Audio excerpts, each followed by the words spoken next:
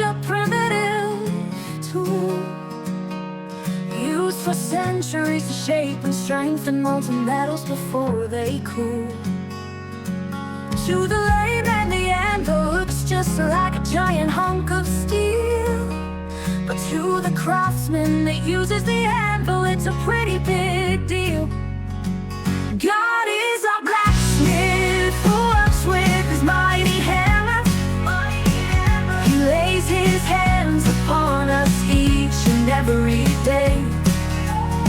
Iron sharpening iron, and steel strengthening steel, hammering out our imperfections. Sometimes the pain of his love is what we feel.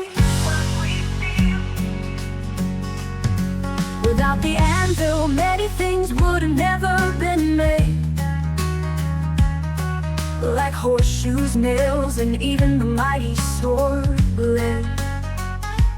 God will use his anvil to shape us as his people too, not in a way to harm or hurt us or make us feel blue.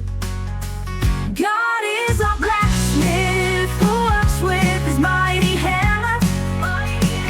He lays his hands upon us each and every day.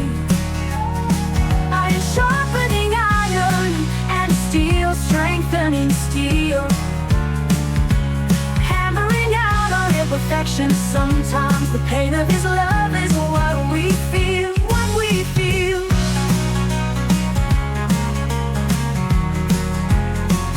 God works to smooth out all our imperfections, ripples and cracks, so that our reflections of him are perfect when we look back.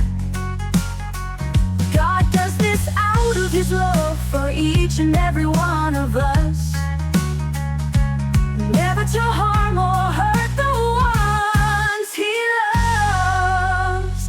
God is our blacksmith who works with his mighty hammer. He lays his hands upon us each and every day. Iron sharpening iron, and steel strengthening steel,